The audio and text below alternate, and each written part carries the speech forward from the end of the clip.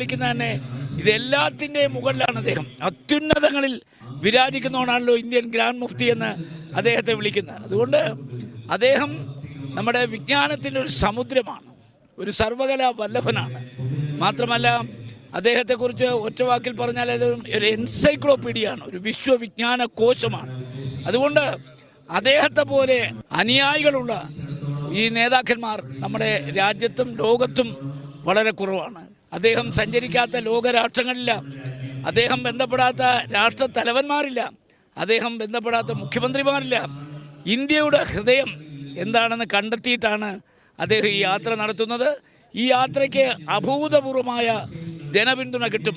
കാരണം കാലോചിതമായ ഒരു മുദ്രാവാക്യമാണിത്. ഇന്നത്തെ കാലഘട്ടത്തിന് അനുസരിച്ച ഒരു മുദ്രാവാക്യമാണ്. നമ്മൾ മനുഷ്യരെ സ്നേഹിക്കുക.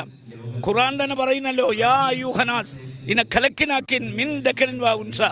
ലോകത്തുള്ള മുഴുവൻ ജനങ്ങളെയും ഒരു സ്ത്രീയിൽ നിന്നും ഒരു പുരുഷനുമാണ് സൃഷ്ടിച്ചത് എന്ന് പറഞ്ഞാൽ നമ്മളെല്ലാവരും ഒരു അച്ഛൻ്റെയും അമ്മയുടെയും മക്കളാണ്. അപ്പോൾ ഈ സന്ദേശം ജനങ്ങളിൽ എത്തിക്കാൻ ഒരച്ഛൻ്റെയും അമ്മയുടെയും മക്കൾ തമ്മിൽ സ്നേഹിക്കുക, പരസ്പരം സഹകരിക്കുക, സഹായിക്കുക, സഹവർത്തിത്വത്തോട് മുന്നോട്ട് പോവുക. ഇപ്പോൾ ഈ യാത്ര ഒരു വിപ്ലവകരമായ യാത്രയാണ്. ഈ യാത്രയ്ക്ക് എല്ലാ മംഗളങ്ങളും കാസർഗോഡ് MP എന്ന നിലയ്ക്ക് ഞാൻ നേരുന്നു.